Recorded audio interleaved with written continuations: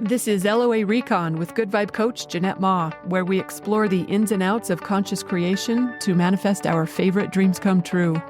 Let's have some fun together. You know when conscious creators find themselves in a situation that they're not loving? We know the LOA savvy move is to find a way to release that resistance in some form or fashion, because focusing on what we don't want just locks it in place. So to that end, I wanted to share something with you that might help you achieve that next time you're in the thick of a don't want or some sort of contrast. Over the years, I've noticed I'm really good at enjoying both sides of a lot of things. Things that can be completely opposite of each other. I can enjoy both sides fully. It feels like a superpower. And I know you can do this too. I'm not the only one. You already do it in lots of ways. And when you realize that you're doing this, that you've got skills here, I think it makes it easier to expand those skills. Which is worth doing because this can be an effective way to release resistance. It's not the only way, but it can sure be a powerful one when we put it to use.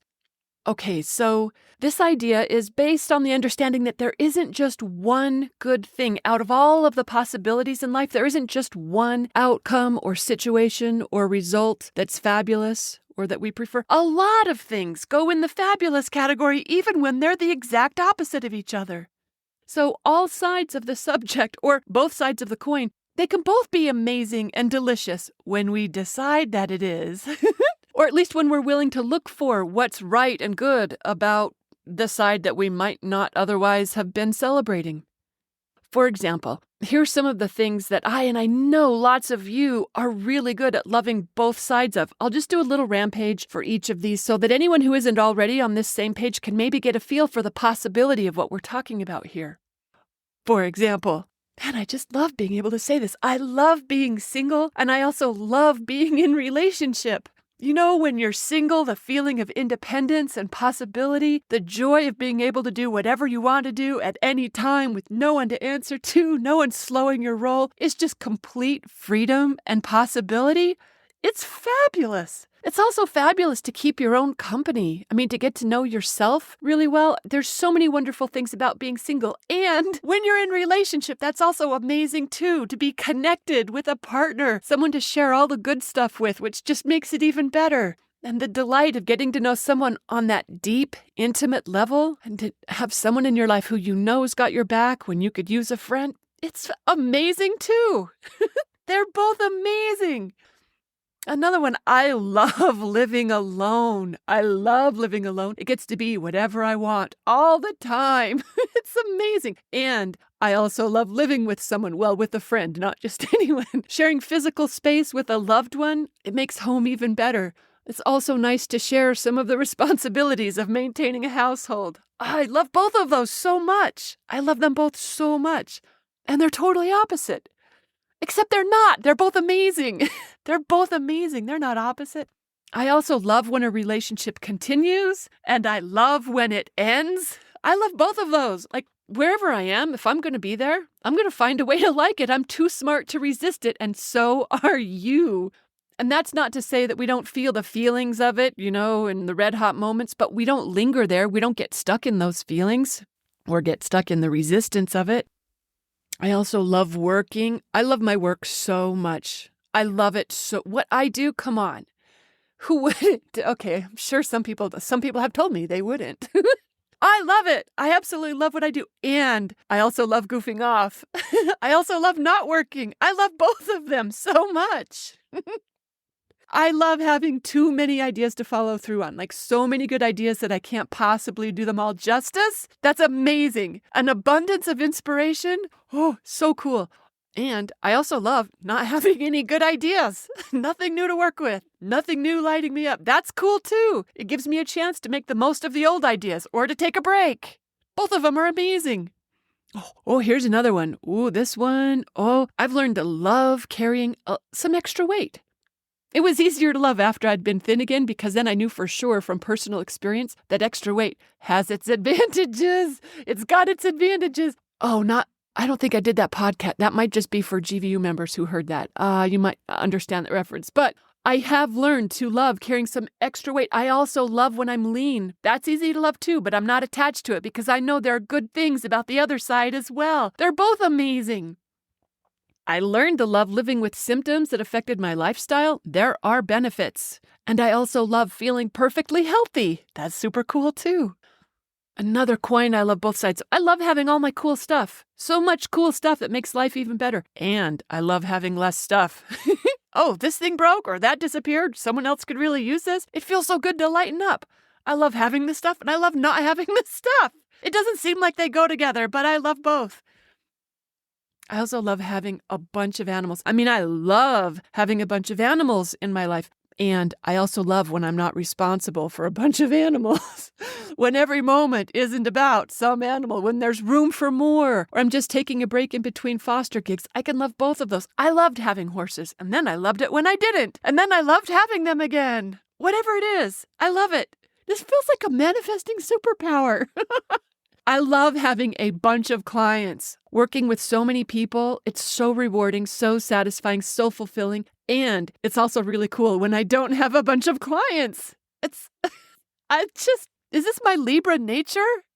No, I know, because we can all do this. We can all do this. I love knowing what's going to happen. And I also love not knowing what's going to happen. I love it in my comfort zone. And it's also thrilling to be outside my comfort zone. I love both of those. I love it when I'm right, but I also love it when I'm wrong. I love that I learned something, that I'm still open to seeing that I'm wrong, or that someone else gets to be right. Sometimes that's the best thing. Someone else gets to be right. And I get to be the one that they schooled. It's pretty cool, not always being the smartest one in the room. I feel pretty cool that I know how to love it no matter what's happening. On a lot of subjects that others might not know how to love, I know how to love it. And it is a practiced skill. This is practiced.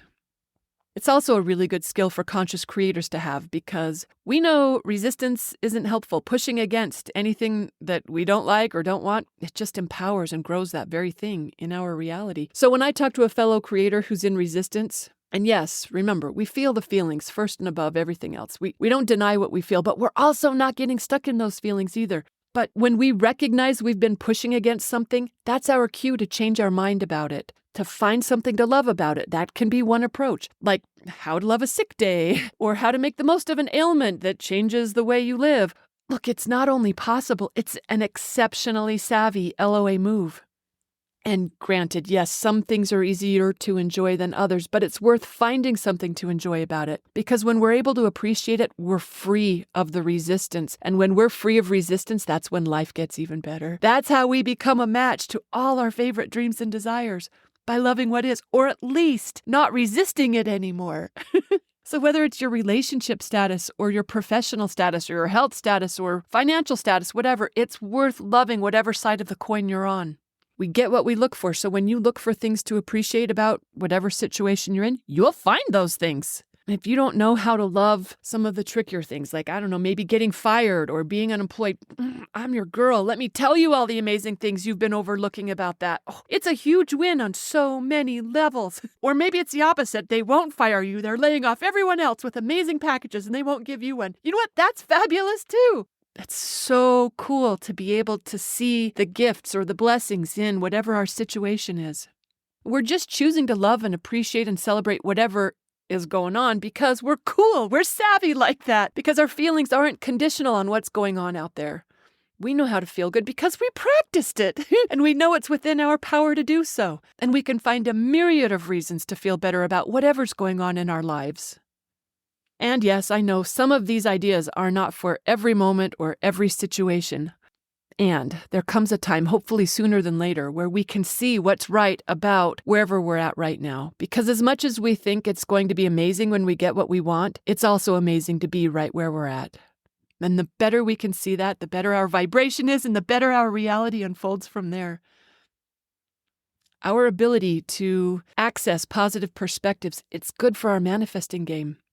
And yes, this applies to money and professional success too. It's fabulous. fabulous to have extra money. Who doesn't love that? It's so fun to have money to blow. It's also thrilling to ride the line, to make the most of what you've got, right? To feel an appreciation for every cent, to feel good being able to pay the bills that you're able to pay, to know that you're putting it to the best possible use, being such a smart money manager, making good decisions for your household during this time when you're not feeling the extra.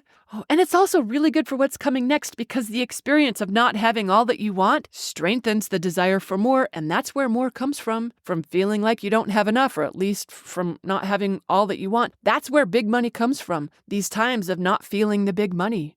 So in that sense, we can celebrate those low or no income months or years because that's what slingshots us into the big money months and years.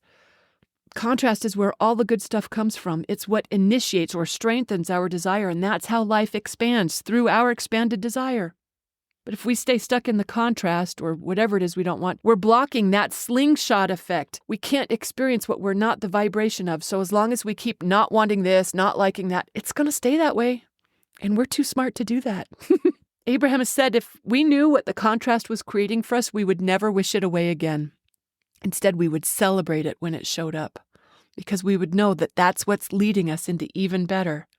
Conscious creators we're highly skilled appreciators anyway, right? So we know how to find the good in any situation, and that's good for our alignment, and that's good for our manifesting. And yes, as I was rampaging about how good I am at this, I was thinking about, my contrast with the development, or past contrast where I didn't really rock this routine. So I asked myself, can I love the development as much as I love the undevelopment? Or could I love that the cat is missing as much as I loved it when he was present and accounted for? Can I love climate change as much as I love climate stability? Those are questions worth asking, because being willing to pose the question is the first step. Just the invitation to consider the possibility makes it one. And the answer is, for me, of course I can. I can do anything I put my mind to, and so can you.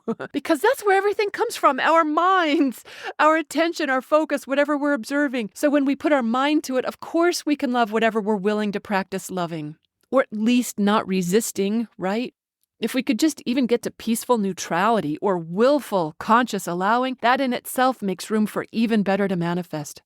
And that's an LOA savvy move.